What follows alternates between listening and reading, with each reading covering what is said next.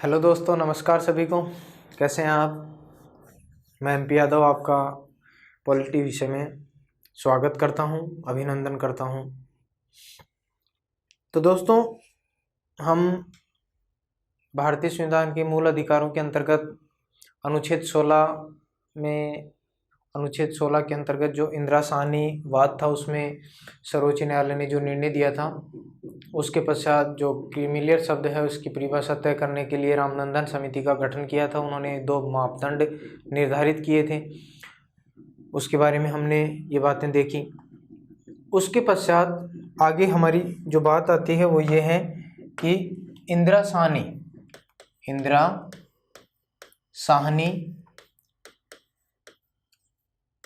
वाद में दिए गए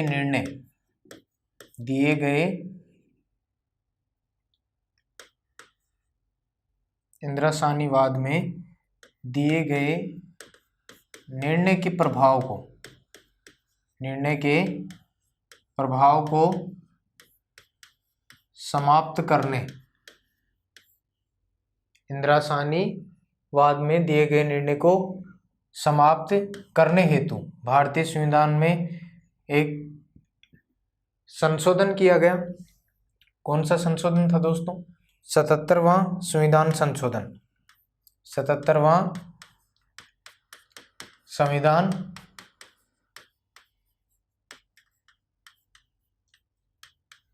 संशोधन, और ये हुआ 1995। कब हुआ? 1995 में। 77वां संविधान संशोधन 1995 में। इससे पहले 76वां संविधान संशोधन 1995 में ही हुआ था। तो उसमें तमिलनाडु के जो आरक्षण संबंधी प्रावधान थे वो 9वीं अनुसूची में रखे गए थे। 69% जो आरक्षण था उसका प्रावधान। 77वां संविधान संशोधन 1995 किया गया, और इसके अंतर्गत क्या प्रावधान किया गया, इसके माध्यम से क्या प्रावधान किया गया? तो प्रावधान ये किया गया, अनुच्छेद 16 में, अनुच्छेद 16(4) में क्या जोड़ा गया? अनुच्छेद 16(4)(a) जोड़ा गया। अनुच्छेद 16(4)(a) जोड़ा गया। कहने का मतलब नया प्रावधान। और जब हम शुरू में पढ़ रहे थे 16(4), तो उसमें मैंने आपको बताया था कि इसमें 2 छिपी हुई धाराएं हैं, और वो पहली आ गई आपके सामने 16(4)(a। ये कब जोड़ी गई? 77वां संविधान संशोधन 1995 के द्वारा जोड़ी गई थी। और इसमें क्या प्रावधान किया गया? प्रावधान ये किया गया दोस्तों कि SC और ST को अपर्याप्त प्रतिनिधित्व के आधार पर, SC और ST को अपर्याप्त प्रतिनिधित्व के आधार पर पदोन्नति में क्या दिया जाता है? आरक्षण। पदोन्नति में आरक्षण। ध्यानपूर्वक समझिएगा, पहले ऐसी व्यवस्था नहीं थी बिल्कुल भी। इंदिरा साहनी वाद में आया था आरक्षण केवल नियुक्ति के संदर्भ में है, पदोन्नति में कोई आरक्षण नहीं है। वहां बातें हो रही थी किससे? OBC से संबंधित। यहाँ आता है SC और ST को अपर्याप्त प्रतिनिधित्व के आधार पर पदोन्नति में क्या दिया जाता है? आरक्षण। लेकिन OBC को नहीं, यानी OBC को पदोन्नति में किसी भी प्रकार का कोई आरक्षण नहीं है। ये ध्यान रखेंगे। ये प्रावधान किया गया 77वां संविधान संशोधन 1995 के माध्यम से 16(4)(a) भारतीय संविधान में धारा जोड़ी गई। और इस जो प्रावधान है, इसको जोड़ने के पश्चात भारत में बड़े स्तर पर प्रशासनिक जो अधिकारी हैं, IAS वगैरह, RS वगैरह, उनके बीच में आपस में टकराव हुआ। और टकराव होने के पश्चात उन्होंने भी मांग की कि OBC को भी इस प्रकार की व्यवस्था होनी चाहिए। जब योग्यता के आधार पर जब नियुक्ति होती है, नियोजन होता है, तो इस प्रकार की व्यवस्था जब SC ST के लिए की गई है तो OBC के लिए भी होना चाहिए। लेकिन किसी प्रकार की कोई व्यवस्था में बदलाव नहीं हुआ दोस्तों, और भारतीय संसद ने फिर आगे जाकर 85वां, कौन सा, 85वां संविधान संशोधन, 85वां संविधान संशोधन 2001 किया, और ये लागू 2002 में हुआ था, लागू 2002। 85वां संविधान संशोधन 2001 के माध्यम से क्या व्यवस्था की गई कि यहाँ केवल आपको पता है पदोन्नति में क्या दिया गया था, आरक्षण दिया गया था।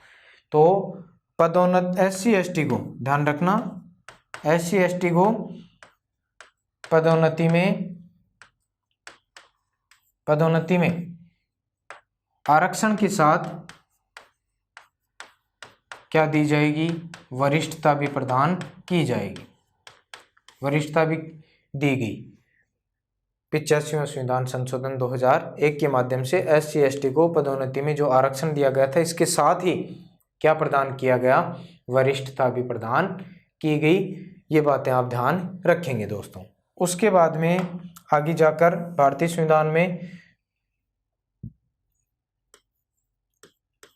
एक अमेंडमेंट और हुआ, 81वां संविधान संशोधन, 81वां संविधान संशोधन 2000 में। कब हुआ, 2000 में। 81वां संविधान संशोधन 2000 में हुआ, और इसके माध्यम से क्या हुआ, अनुच्छेद 16(4) में 16(4) जोड़ा गया। क्या जोड़ा गया, बी जोड़ा गया। ठीक है, ये दूसरी छिपी हुई धारा, अनुच्छेद 16(4) में 16(4) जोड़ा गया, और इसमें क्या प्रावधान किया गया, प्रावधान ये किया गया दोस्तों कि पूर्व के रिक्त पदों की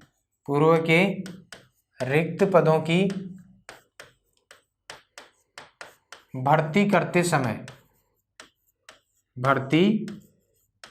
समय SC ST से संबंधित ही है, जिसे हम कहते हैं ना अपनी भाषा में बैकलॉग। पूर्व के रिक्त पदों की भर्ती करते समय आरक्षण की सीमा क्रॉस की जा सकती है। आरक्षण की सीमा को क्या किया जा सकता है, पार किया जा सकता है। ठीक है, आरक्षण की सीमा को क्या किया जा सकता है, पार किया जा सकता है। ये प्रावधान कर दिया गया 81वां संविधान संशोधन 2000 के माध्यम से 16(4) जोड़ा गया भारतीय संविधान में, और इसमें ये निर्धारित किया गया कि SC ST के जो बैकलॉग के जो पद हैं उसकी भर्ती करते समय आरक्षण की सीमा को क्या किया जा सकता है, पार किया जा सकता है, क्रॉस किया जा सकता है। ठीक है, ये व्यवस्था भारतीय संविधान में कर दी गई दोस्तों। अगर आपको ध्यान में हो तो भारतीय संविधान का अनुच्छेद 335 है, अनुच्छेद 335 में क्या लिखा हुआ है दोस्तों कि SC ST के लोक सेवाओं, SC ST के लोक सेवाओं, SC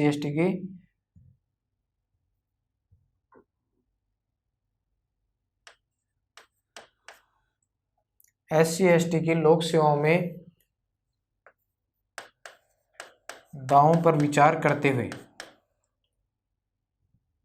SC ST की लोक सेवाओं के दावों पर विचार करते समय प्रशासनिक दक्षता को ध्यान में रखा जाएगा। प्रशासनिक दक्षता को ध्यान में रखा जाएगा, किसी भी प्रकार से इसको क्या नहीं होगा, नुकसान नहीं होगा। ठीक है, अनुच्छेद 335 में लिखा हुआ है दोस्तों कि SC ST की लोक सेवाओं में दावों पर विचार करते समय प्रशासनिक दक्षता को ध्यान में रखा जाएगा। प्रशासनिक दक्षता को किसी भी प्रकार से कोई नुकसान नहीं किया जाएगा। और इसके पश्चात जब इस प्रकार की जो व्यवस्था थी, इसके लिए भारतीय संविधान में 82वां, कौन सा, 82वां संविधान संशोधन किया गया 2000 में। 82वां संविधान संशोधन, 82वां संविधान संशोधन किया गया 2000 में। और इसके माध्यम से क्या निर्धारित किया गया कि SC ST के लोक सेवाओं में दावों को ध्यान में रखते हुए अहर्ता अंकों में छूट दी जाएगी। अहर्ता अंकों में क्या दी जाएगी? छूट दी जाएगी। अहर्ता अंकों में क्या दी जाएगी दोस्तों? छूट दी जाएगी। ये व्यवस्था कर दी गई किसमें? 82वां संविधान संशोधन 2000 के माध्यम से अनुच्छेद जो 335 है उसमें ये जोड़ा गया। अनुच्छेद 335 में ये बात जोड़ी गई। ठीक है, SC ST के अहर्ता अंकों में क्या दी जाएगी? छूट दी जाएगी। इस प्रकार की व्यवस्था अनुच्छेद 16(4) के अंतर्गत आप देख रहे हैं कितना लंबा हो गया है। हमें इसका अध्ययन करते हुए कितनी विशेष जो बातें हैं वो हमारे सामने निकल कर आई हैं इससे संबंधित। इस प्रकार की जो व्यवस्था है, इस प्रकार के मूल अधिकारों में जो प्रावधान है, इसको देखकर ही तत्कालीन समय के जो एक विधि विशेषज्ञ थे, कानून के गहरे जानकार ब्रिटेन के थे, आइवर जेनिंग्स। क्या नाम था? Ivor Jennings. इन्होंने मूल अधिकारों की कठिन भाषा को देखकर भारतीय संविधान को वकीलों का स्वर्ग कहा था। भारतीय संविधान को क्या कहा था? वकीलों का स्वर्ग। मूल अधिकारों की कठिन भाषा को देखकर ही इन्होंने भारतीय संविधान को क्या कहा था? वकीलों का स्वर्ग कहा था। ब्रिटेन के विधि विशेषज्ञ आइवर जेनिंग्स, जो सिलोन विश्वविद्यालय में कुलपति रहे थे, सिलोन के संविधान निर्माण में महत्वपूर्ण भूमिका भी निभाई थी इन्होंने। तो इन्होंने भारतीय संविधान को वकीलों का स्वर्ग, मूल अधिकारों की कठिन भाषा को देखकर ही कहा था। टी कृष्णमाचारी हमारी संविधान सभा के एक सदस्य थे। उन्होंने भी 30 नवंबर 1948 को जब संविधान सभा की बैठक चल रही थी तो इन्होंने स्पष्ट रूप से कहा था कि भारतीय संविधान के अंतर्गत जो मौलिक अधिकार हैं इसमें इस प्रकार के प्रावधान किए गए हैं कि आने वाले भविष्य में लंबे समय तक मेरे साथी वकील जो दोस्त हैं, वकीलों का व्यापार चलता रहेगा। वकीलों का क्या चलता रहेगा? व्यापार चलता रहेगा। वकीलों का व्यापार चलता रहेगा। ये कहा था किसने? टी कृष्णमाचारी ने 30 नवंबर 1948 को जब संविधान सभा की बैठक चल रही थी। इसमें मूल अधिकारों में जो विभिन्न प्रकार के प्रावधान किए गए थे उसको देखकर समझकर ये बात कही थी दोस्तों। अब हम इसको एक सीक्वेंस में देख लेते हैं ताकि आपको ये बात समझ में आ जाए किस प्रकार से कौन सी बातें। देखिए, एक मामला था एम नागराज। क्या नाम था? एम नागराज बनाम भारत संघ, बनाम भारत संघ 2006। एम नागराज बनाम भारत संघ 2006। और इसमें इन्होंने अनुच्छेद 16(6) के अंतर्गत जो भी अमेंडमेंट किए गए थे उन सभी अमेंडमेंट को क्या दी दोस्तों? चुनौती दी। ठीक है, कौन कौन से किए गए थे आपको पता है? 77वां संविधान संशोधन, 81वां संविधान संशोधन, 82वां संविधान संशोधन, 85वां संविधान संशोधन। ठीक है, इस प्रकार से ही तो हमने पढ़ा है। 77वां संविधान संशोधन के अंतर्गत हमने जब अध्ययन किया तो 16(4) भारतीय संविधान का जो 16(4) था उसमें 16(4)A जोड़ा गया था, आपको पता है। पदोन्नति में आरक्षण दिया गया। 81वां संविधान संशोधन जब किया गया तो इसमें पूर्व के जो पदों की भर्ती करते समय आपको पता है आरक्षण की सीमा क्रॉस की जा सकती है, ऐसा प्रावधान किया गया था। और 16(4) जो B है वो जोड़ा गया। 82वां संविधान संशोधन अनुच्छेद 335 के अंतर्गत SC/ST के प्रशासनिक दावों को ध्यान में रखते हुए प्रशासनिक लोक सेवाओं के दावों को ध्यान में रखते हुए प्रशासनिक दक्षता के आधार पर कोई नुकसान नहीं होगा और अहर्ता अंकों में छूट दी जाएगी, ये व्यवस्था की गई। 85वां संविधान संशोधन के अंतर्गत ये किया गया कि SC/ST को पदोन्नति में आरक्षण के साथ वरिष्ठता भी प्रदान की जाएगी। तो M नागराज बनाम भारत संघ मामले में इसको चुनौती दी गई और उसके पश्चात इसमें जो निर्णय आया उस निर्णय के अंतर्गत जो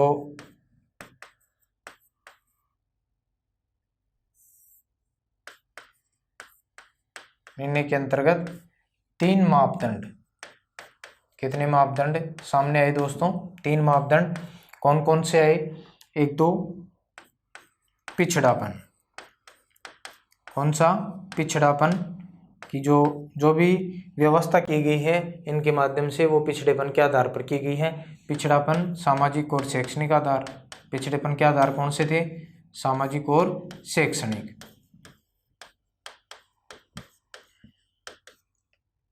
इसके बाद में अपर्याप्त प्रतिनिधित्व, अपर्याप्त प्रतिनिधित्व दूसरा मापदंड था। और तीसरा आपको पता है जो था प्रशासनिक दक्षता। क्या था? प्रशासनिक दक्षता, प्रशासनिक दक्षता। ये 3 मापदंड सामने आए M नागराज मामले में आरक्षण के संदर्भ में। तो मेरे ख्याल से आप ये बातें आराम से समझ गए होंगे, किसी प्रकार की कोई समस्या आपको होने वाली नहीं है। उसके पश्चात दोस्तों अभी हमारे देश में इसी वर्ष मुकेश कुमार बनाम उत्तराखंड, मुकेश कुमार बनाम उत्तराखंड राज्य 2020, मुकेश कुमार बनाम उत्तराखंड राज्य 2020, इस मामले में संवैधानिक पीठ ने फैसला नहीं दिया, लेकिन सुप्रीम कोर्ट के 2 न्यायाधीशों की पीठ ने, 2 न्यायाधीशों की पीठ ने क्या दिया? फैसला। संवैधानिक पीठ तो नहीं थी, लेकिन 2 न्यायाधीशों की बेंच ने ये फैसला दिया कि SC/ST को जो पदोन्नति में आरक्षण दिया गया है, पदोन्नति में आरक्षण, SC/ST को पदोन्नति में दिया गया आरक्षण कोई मौलिक अधिकार नहीं है, मौलिक अधिकार नहीं है। SC/ST को पदोन्नति में जो आरक्षण दिया गया है वो कोई मौलिक अधिकार नहीं है। और साथ ही न्यायालय सरकार को पर्याप्त प्रतिनिधित्व का आकलन करने हेतु किसी भी प्रकार के आयोग का गठन करने के लिए नहीं कह सकता। किस मामले में कहा है? मुकेश कुमार बनाम उत्तराखंड राज्य, फरवरी 2020 में निर्णय आ गया था दोस्तों। पदोन्नति में SC/ST को दिया गया आरक्षण कोई मौलिक अधिकार नहीं है। एक मामला और है दोस्तों जो भी आप ध्यान रख सकते हैं, जनरल सिंह बनाम लक्ष्मी नारायण गुप्ता, लक्ष्मी नारायण गुप्ता 2018, मामला 2018 का है। जनरल सिंह बनाम लक्ष्मी नारायण गुप्ता 2018। और इस मामले में सुप्रीम कोर्ट ने क्या निर्णय दिया? SC के लिए भी, SC/ST दोनों लिखें आप, SC/ST के लिए क्रीमी लेयर का प्रावधान लागू किया जा सकता है। SC/ST के लिए क्रीमी लेयर का प्रावधान क्या किया जा सकता है दोस्तों? लागू किया जा सकता है।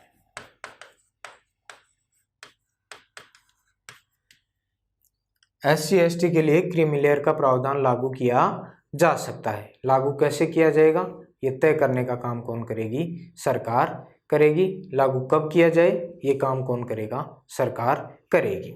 ये बातें हैं दोस्तों आरक्षण से जुड़ी हुई अनुच्छेद 16(4) के अंतर्गत। काफ़ी ज़्यादा डिटेल में हमने इसको पढ़ने की कोशिश की है।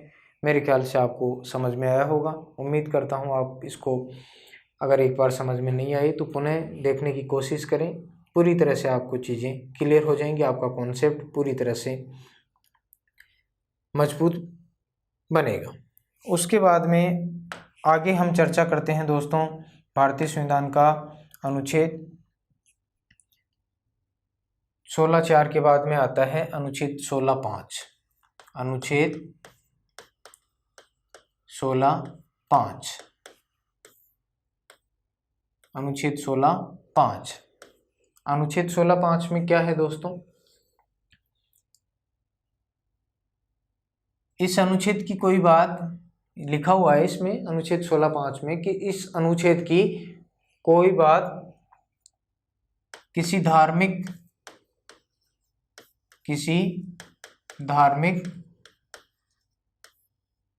या सांप्रदायिक संस्था में,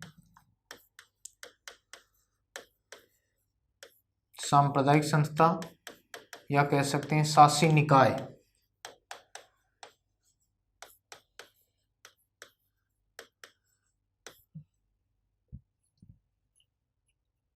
इस अनुच्छेद की कोई बात किसी धार्मिक या सांप्रदायिक संस्था या शासी निकाय में पदाधिकारी सदस्य की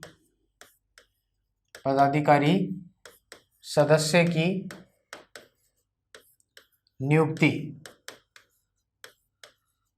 पदाधिकारी सदस्य की नियुक्ति में विशिष्ट धर्म के व्यक्ति को, विशिष्ट धर्म के व्यक्ति को क्या देगी? वरीयता प्रदान करेगी या उसको वरीयता प्रदान करने से नहीं रोका जाएगा। किसी भी प्रकार से आप लिख सकते हैं इस अनुच्छेद की कोई भी बात किसी धार्मिक, किसी सांप्रदायिक संस्था या शासी निकाय में किसी पदाधिकारी सदस्य की नियुक्ति में विशिष्ट धर्म के व्यक्ति को वरीयता देने से नहीं रोकेगी। यानी किसी भी धार्मिक जो संस्था है उसमें जो पदाधिकारी सदस्य नियुक्त होगा वो किसी धर्म विशेष का अगर व्यक्ति है तो उसको क्या मिलेगी? वरीयता दी जाएगी। इसमें किसी भी प्रकार की कोई बाधा उत्पन्न नहीं होगी। ये कहता है भारतीय संविधान का अनुच्छेद 16(5). और उसके पश्चात आता है अनुच्छेद 16(6). अनुच्छेद 16(6) तो इसके बारे में हम पढ़ भी चुके हैं दोस्तों। इसके लिए आपको पता है कि भारतीय संविधान में 124वां, कौन सा? 124वां आर्थिक रूप से पिछड़े हुए नागरिकों को सरकारी नौकरियों में आरक्षण देने हेतु 10% आरक्षण का प्रावधान करने हेतु जो बिल लाया गया था, 124वां संविधान संशोधन बिल था। ये जनवरी 2019 में लाया गया। पिछले वर्ष 124वां संविधान संशोधन विधेयक लाया गया और इस विधेयक के माध्यम से विधेयक था, क्या था? सामान्य वर्ग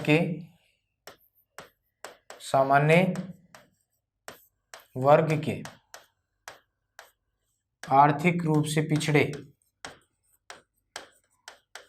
सामान्य वर्ग के आर्थिक रूप से पिछड़े नागरिकों को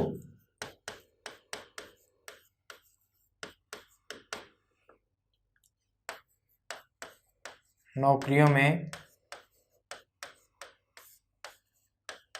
अधिकतम 10% का क्या आरक्षण का क्या किया गया?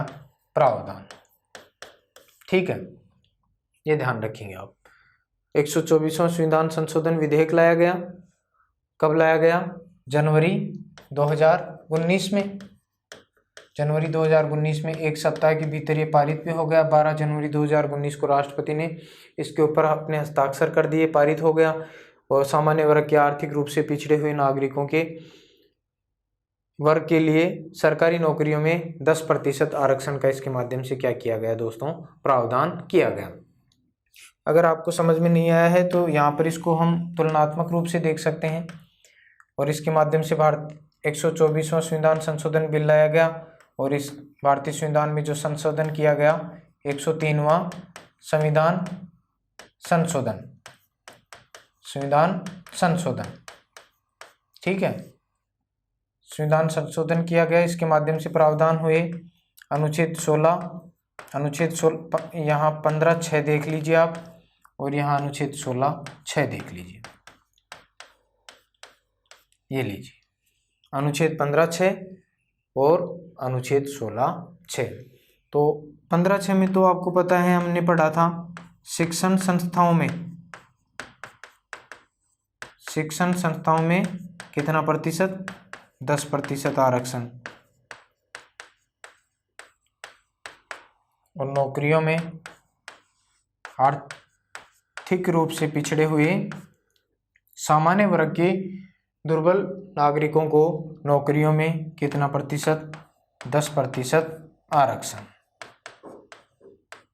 10% आरक्षण का प्रावधान किया गया। किस वर्ग के लिए दोस्तों, सामान्य वर्ग के लिए, केवल सामान्य वर्ग की बात है यहाँ पर, SC ST OBC का कोई प्रावधान नहीं है। तो 15(6) में शिक्षण संस्थाओं में 10% आरक्षण की व्यवस्था, और 16(6) में जो नियोजन है, पद हैं, नियुक्तियां हैं, उसमें अधिकतम 10% का क्या किया गया, आरक्षण का प्रावधान किया गया, जिसको आप कहते हैं ना EWS, economically weaker section. EWS का मतलब क्या होता है, इकोनॉमिकली वीकर सेक्शन, यानी आर्थिक रूप से पिछड़े नागरिकों के वर्ग। यह आप ध्यान में रखेंगे दोस्तों। मेरे ख्याल से आपको ये बात अच्छी तरीके से समझ में आ गई होगी, किसी भी प्रकार की कोई बाधा यहाँ पर नहीं है। तो अगर हम आरक्षण की बात करते हैं, तो एक बार पुनः इसको हम एक तालिका के रूप में समझने की कोशिश करेंगे। आरक्षण का जो कॉन्सेप्ट है वो कई प्रकार से है।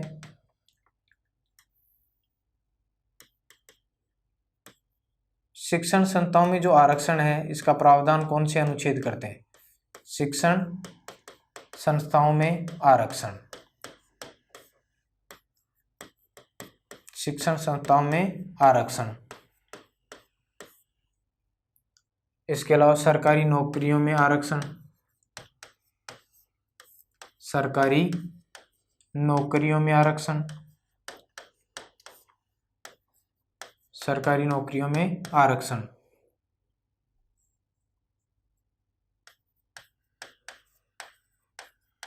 और इसके अलावा राजनीतिक रूप से भी आरक्षण प्राप्त होता है दोस्तों, इसकी भी हम चर्चा करेंगे, राजनीतिक आरक्षण। तो अगर इस तालिका को आप समझेंगे तो मेरे ख्याल से जो ऊपर आपने अध्ययन किया है वो आपको आधा समझ में आ जाएगा आराम से। राजनीतिक को छोड़कर इधर वाला जो पार्ट है वो आपको निश्चित रूप से समझ आएगा। शिक्षण संस्थाओं में आरक्षण का प्रावधान अनुच्छेद 15(4) में है, अनुच्छेद 15(5) में है, अनुच्छेद 15(6) में है। इसके अलावा सरकारी नौकरियों में आरक्षण अनुच्छेद 16(4) में है, अनुच्छेद 16(4)(m) में है, अनुच्छेद 16(4)(b) में है, अनुच्छेद 16(6) में। ठीक है दोस्तों। और उसके पश्चात अगर आप बात करते हैं राजनीतिक रूप से आरक्षण की, तो इसमें वर्तमान में आप बता देंगे अनुच्छेद 330 में, अनुच्छेद 332 में राजनीतिक रूप से आरक्षण का प्रावधान किया गया है। ये चीज़ें आपने देख ली हैं आराम से, किसी भी प्रकार की कोई समस्या है नहीं मेरे ख्याल से। राजनीतिक रूप से आरक्षण अनुच्छेद 330-32 में क्या है, ये भी मैं आपको यहाँ पर समझा देता हूँ। आपको पता है कि भारतीय संविधान का अनुच्छेद 330, अनुच्छेद 330 इसमें क्या प्रावधान है, तो अनुच्छेद 330 में यहाँ पर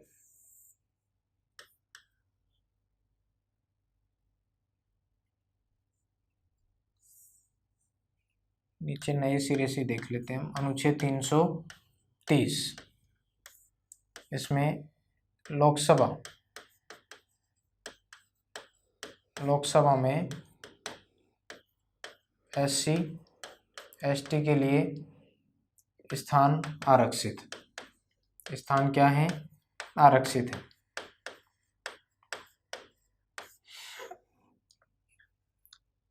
लोकसभा में SC ST के लिए क्या है दोस्तों, पूरे देश भर में स्थान आरक्षित हैं। SC के लिए 84, ST के लिए 47, ऐसे कुछ स्थान आरक्षित हैं। इसका प्रावधान करता है भारतीय संविधान का अनुच्छेद 330।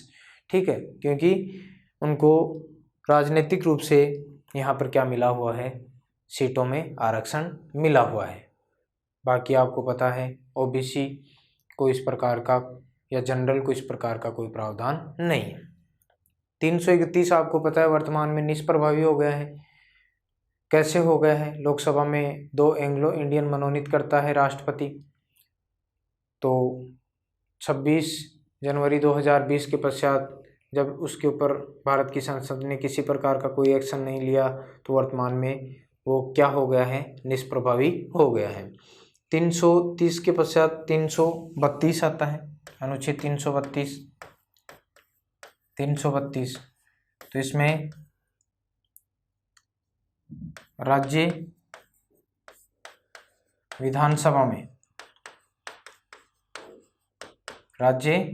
विधानसभा में SC ST के लिए स्थान क्या होंगे, आरक्षित।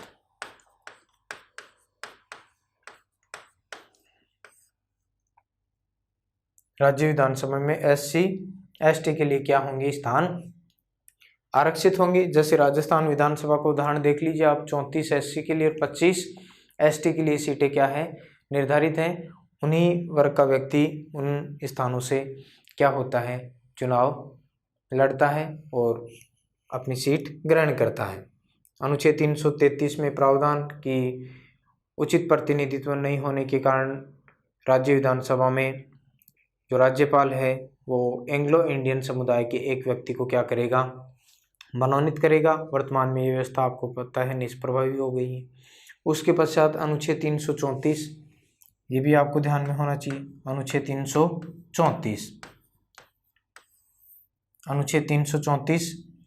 तो अनुच्छेद 334 में क्या है कि जब भारत का संविधान लागू हुआ था तब की बात है। अनुच्छेद 330, 331, 332, 333, इसमें जो प्रावधान है वो संविधान लागू होने के 10 वर्ष तक क्या रहेंगे, प्रभावी रहेंगे। ठीक है, क्या रहेंगे, प्रभावी। उसके पश्चात क्या हो जाएंगे, समाप्त हो जाएंगे। लेकिन जब समाप्त होने की बारी आई उससे पहले भारतीय संसद ने क्या कर दिया दोस्तों, संविधान संशोधन कर दिया और इसकी सीमा को निरंतर आगे से आगे बढ़ा दिया गया है। ठीक है, जैसे वर्तमान में 126वां संविधान संशोधन बिल लाया गया हमारी संसद में, और उसके पश्चात आपको पता है जो SC ST के लिए जो आरक्षण का प्रावधान किया गया है लोकसभा में, उस प्रावधान को 10 वर्ष के लिए बढ़ा दिया गया है। अब ये सीमा आपको पता है 25 जनवरी 2030 तक के लिए निर्धारित कर दी गई है। तो ये बातें थी दोस्तों जो हमने आरक्षण के संदर्भ में, आरक्षण से जुड़ी हुई जो विषय थे उसके बारे में जानने की कोशिश की है। मेरे ख्याल से आपको अनुच्छेद जो 15 और 16 है इसका जो कंपैरिजन है इसको आपने बेहतर तरीके से जाना है, समझा है, और इसमें जो भी बातें थी वो आप डिटेल में क्रमबद्ध रूप से आपने पढ़ी है। अब उसके पश्चात आगे हम देखते हैं भारतीय संविधान का अनुच्छेद 17। अनुच्छेद 16 के बाद में क्या आता है, अनुच्छेद 17। अनुच्छेद 17 में क्या है, अस्पृश्यता का अंत। अस्पृश्यता जिसको आप बोलचाल की भाषा में ज़्यादातर इस्तेमाल भी करते हैं जबकि अच्छा शब्द नहीं है, छुआछूत।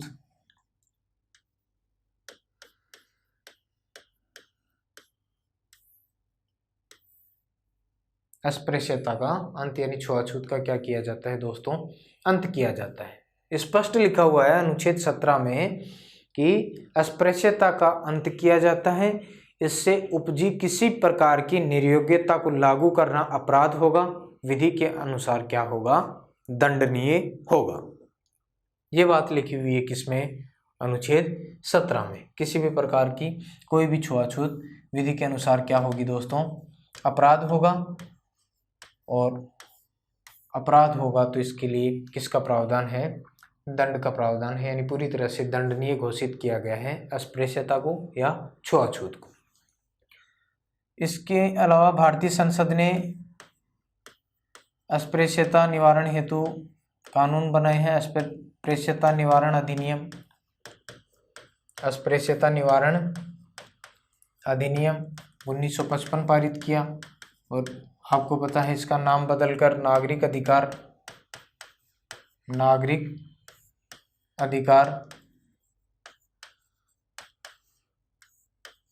संरक्षण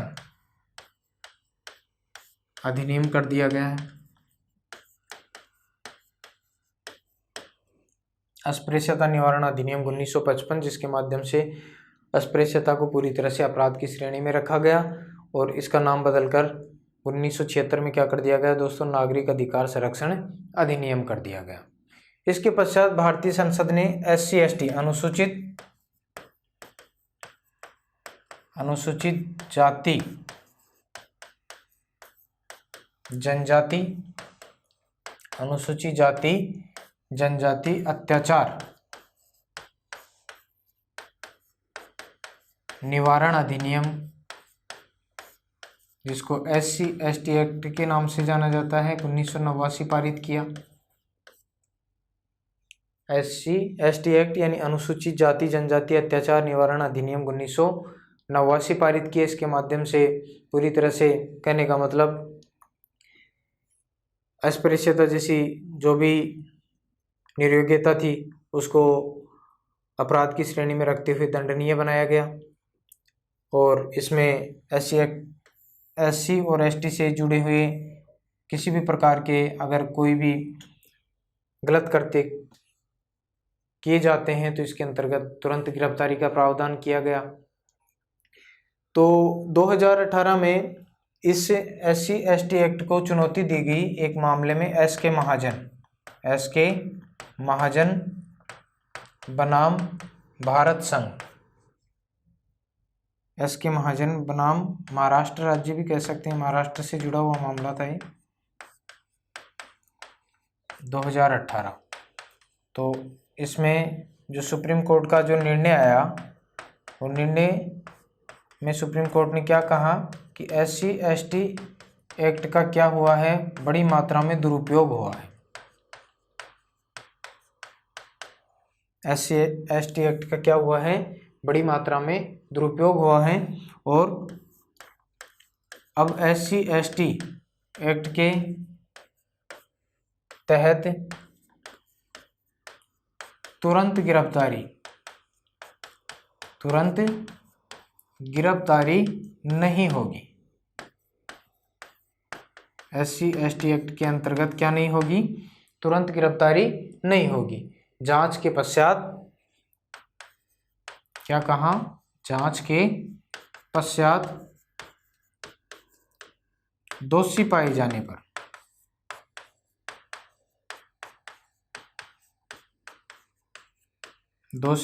पर क्या होगी? कार्यवाही। ये सुप्रीम कोर्ट ने निर्णय दिया SC/ST एक्ट के बारे में SK महाजन वाद में। अब दोस्तों, जब इस प्रकार की व्यवस्था की गई, सुप्रीम कोर्ट के द्वारा इस प्रकार का निर्णय दिया गया, तो इसके विरोध में पूरे भारतवर्ष में आपको पता है एक बड़ा विद्रोह उत्पन्न हुआ। पूरे भारतवर्ष में 2 अप्रैल 2018 को भारत बंद का आह्वान किया गया। पूर्ण भारत बंद का आह्वान किया गया 2 अप्रैल 2018 को। बड़ी मात्रा में लोगों को गिरफ्तार किया गया, जेलों में डाला गया। इस प्रकार की जो सुप्रीम कोर्ट का निर्णय है उसके पश्चात इस प्रकार की गतिविधियां हुई। तो सुप्रीम कोर्ट ने अपने निर्णय का क्या किया? रिव्यू किया। कहने का मतलब उसके ऊपर विचार किया। SC ने अपने दिए गए निर्णय पर क्या किया? रिव्यू किया। और उसके पश्चात पुराने वाले जो SC/ST एक्ट था इसको पूरी तरह से क्या माना? सही माना। ठीक है, SC/ST एक्ट को क्या माना, सही माना, पुराने वाली स्थिति बहाल की कहने का मतलब। और ये कहा अपने निर्णय में कि गिरफ्तारी तो होगी, गिरफ्तारी होगी, लेकिन जांच के पश्चात कार्रवाई हो। क्या कहा, जांच के पश्चात ही क्या होगी, कार्रवाई।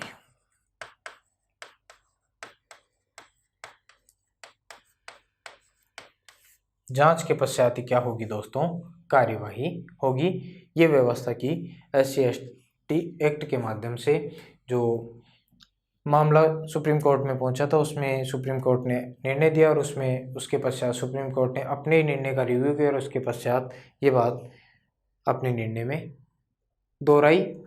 तो इस प्रकार से आप बता सकते हैं भारतीय संविधान का अनुच्छेद 17 क्या कहता है। ठीक है, वापस सुन लीजिएगा। अस्पृश्यता या छुआछूत का अंत, पूरी तरह से इसको क्या घोषित किया गया है दोस्तों, दंडनीय यानी अपराध घोषित किया गया है। स्पष्ट रूप से लिखा हुआ है शब्दावली के रूप में कि अस्पृश्यता का अंत किया जाता है, इससे उपजी किसी भी प्रकार की निर्योग्यता को लागू करना अपराध होगा, जो विधि के अनुसार क्या होगा, दंडनीय होगा। इसके लिए संसद ने अस्पृश्यता निवारण अधिनियम 1955 पारित किया और इसका नाम बदलकर नागरिक अधिकार संरक्षण अधिनियम किया गया। अनुसूचित जाति जनजाति अत्याचार निवारण अधिनियम पारित किया 1989 में, जिसको SK महाजन मामले में चुनौती दी गई 2018 में। और सुप्रीम कोर्ट ने अपने निर्णय में बताया कि SC/ST एक्ट का बड़ी मात्रा में दुरुपयोग हुआ है और SC/ST एक्ट के तहत तुरंत गिरफ्तारी नहीं होगी, जांच के पश्चात दोषी पाए जाने पर क्या होगी, कार्रवाई होगी। इसके विरोध में पूरे भारतवर्ष में 2 अप्रैल 2018 को क्या हुआ, भारत बंद का आह्वान किया गया, बड़ी मात्रा में लोगों को गिरफ्तार किया गया, बड़ा विद्रोह विप्लव हुआ। फिर सुप्रीम कोर्ट ने अपने दिए गए निर्णय का ही रिव्यू किया और उसमें क्या कहा, SC/ST एक्ट को पूरी तरह से सही माना, यानी पुराने वाली जो स्थिति है इसको बनाए रखा और इसके तहत क्या निर्धारित किया गया कि गिरफ्तारी होगी, लेकिन जांच के पश्चात ही क्या होगी दोस्तों, कार्रवाई होगी। ये बात सुप्रीम कोर्ट ने अपने रिव्यू में निर्धारित की। और उसके पश्चात समानता के अधिकार के अंतर्गत जो अंतिम अनुच्छेद आता है वो है अनुच्छेद 18। क्या है, अनुच्छेद 18। अनुच्छेद 18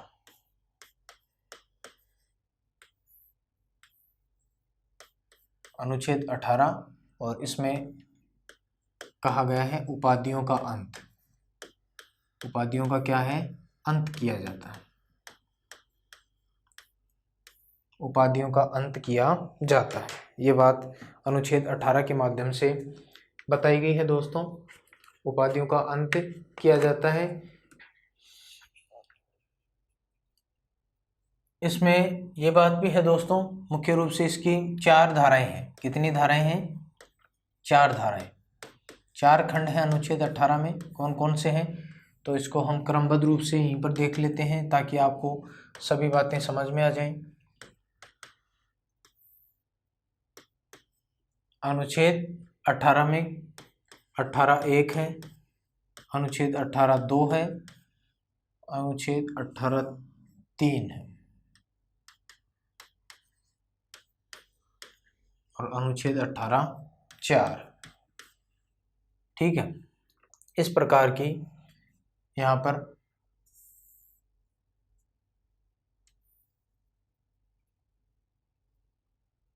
चार धाराओं के रूप में 18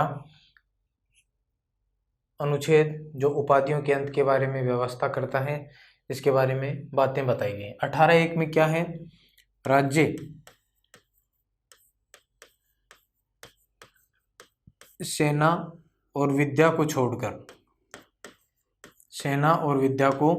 छोड़कर कोई उपाधि प्रदान नहीं करेगा, कोई उपाधि प्रदान नहीं करेगा। यानी राज्य के द्वारा किसी नागरिक को सेना और शिक्षा संबंधी जो गतिविधियां हैं उसको छोड़कर किसी भी प्रकार की कोई उपाधि राज्य के द्वारा प्रदान नहीं की जाएगी। यानी राज्य, सेना और विद्या 2 सेक्टरों को छोड़कर किसी भी प्रकार की कोई उपाधि प्रदान नहीं करेगा। इन दोनों सेक्टरों में उपाधियां दी जा सकती हैं, वो भी केवल प्रेरक के रूप में, सम्मान के रूप में दी जा सकती हैं। अनुच्छेद 18(2) में क्या प्रावधान किया गया है? इसमें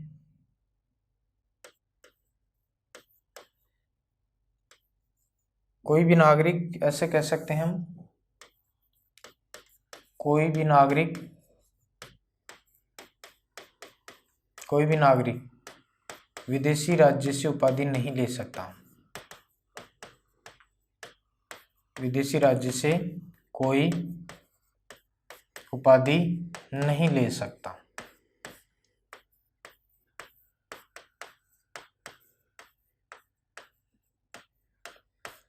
कोई भी नागरिक विदेशी राज्य से कोई उपाधि नहीं ले सकता। इस प्रकार का प्रतिबंध है अनुच्छेद 18(2) के अंतर्गत। 3 में क्या लिखा हुआ है? कोई विदेशी नागरिक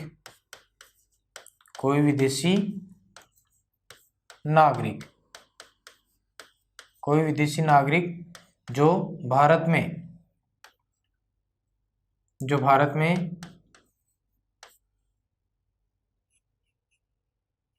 लाभ या विश्वास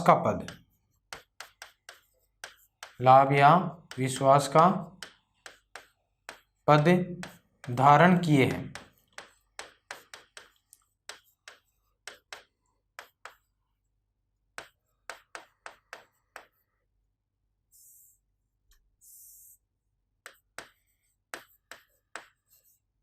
किसी विदेशी राज्य से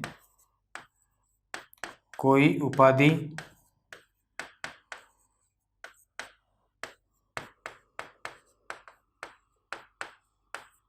राष्ट्रपति की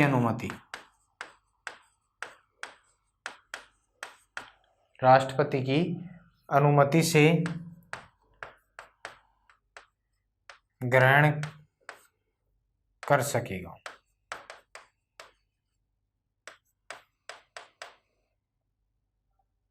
ठीक है। कोई भी विदेशी नागरिक, भारत का नहीं, कोई विदेशी नागरिक, दूसरे देश का नागरिक अगर भारत में किसी लाभ या विश्वास के पद को धारण किए हुए हैं, तो अगर किसी विदेशी राज्य से कोई उपाधि धारण करना चाहता है तो इसके लिए उसको किसकी आवश्यकता होगी? राष्ट्रपति की अनुमति की या राष्ट्रपति की सहमति की आवश्यकता होगी। राष्ट्रपति की सहमति या अनुमति के बिना वो विदेशी राज्य से किसी प्रकार की कोई उपाधि धारण नहीं कर सकता। और इसी प्रकार की बात लिखी हुई है 18(4) में, वो क्या है? भारतीय हो चाहे विदेशी, भारतीय हो चाहे विदेशी, भारतीय हो चाहे विदेशी, भारत में अगर किसी भी विश्वास या लाभ का पद धारण किए हैं, विश्वास या लाभ का पद क्या किए हैं? धारण, तो किसी विदेशी राज्य से कोई भेंट, कोई उपहार, कोई उपलब्धि, कोई भेंट, उपहार, उपलब्धि या किसी भी प्रकार का कोई पद, भेंट, उपहार, उपलब्धि या पद राष्ट्रपति की अनुमति के बिना, राष्ट्रपति की अनुमति के बिना स्वीकार नहीं करेगा।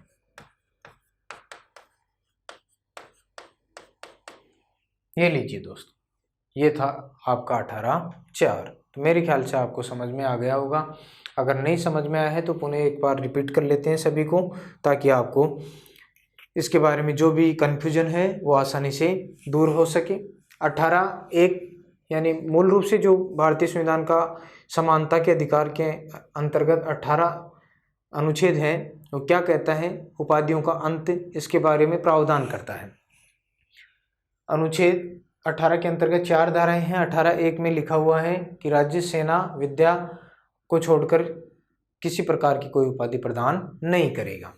ठीक है, यानी इन्हीं 2 सेक्टरों में ही अगर कोई उपाधि दी जाती है तो वो किसी प्रकार का कोई उल्लंघन नहीं है। 18(2) में कहा गया है कि कोई भी नागरिक विदेशी राज्य से कोई उपाधि नहीं ले सकेगा।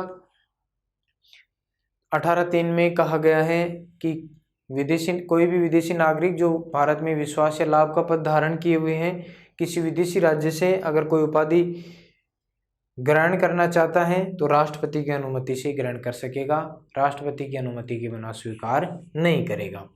और 18(4) में बताया गया है भारतीय हो चाहे विदेशी, अगर भारत में विश्वास या लाभ का पद धारण किए हुए हैं तो किसी विदेशी राज्य से कोई भेंट, उपहार, उपलब्धि या पद राष्ट्रपति की स्वीकृति या अनुमति के बिना स्वीकार नहीं करेगा।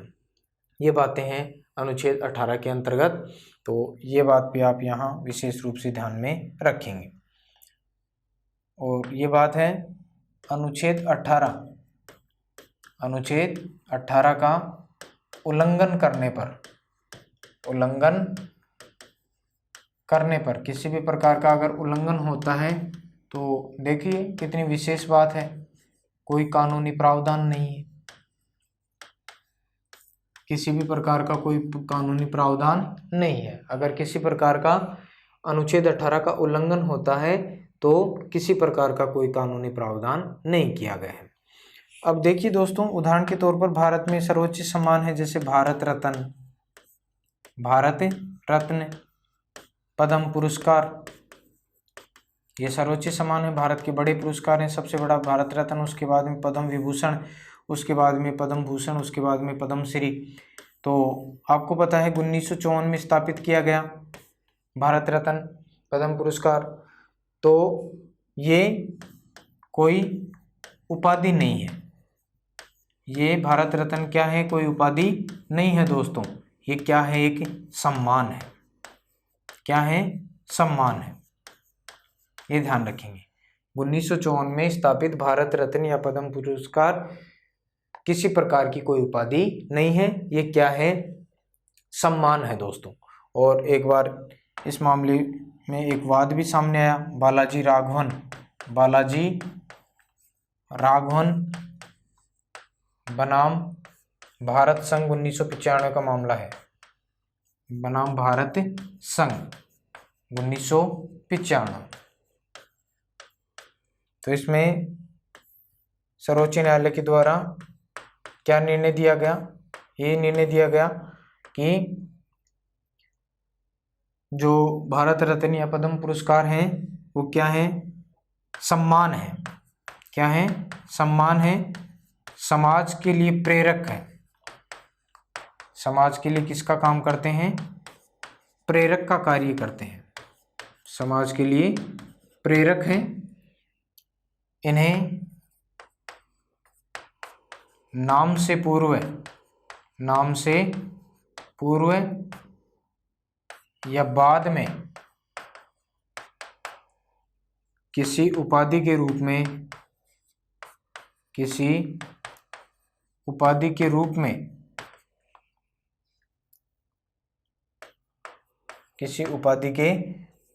में प्रयुक्त नहीं किया जा सकता, प्रयुक्त नहीं किया जा सकता। ये लीजिए, ये बताया दोस्तों बालाजी राघवन बनाम भारत संघ मामला 1995 में। और सुप्रीम कोर्ट ने जो भारत रत्न या पद्म पुरस्कार जो भारत के सर्वोच्च सम्मान है, इसके बारे में ये निर्णय दिया कि ये क्या है, सम्मान है, समाज के लिए प्रेरक हैं, प्रेरणा का काम करते हैं, ये किसी प्रकार की कोई उपाधि नहीं है।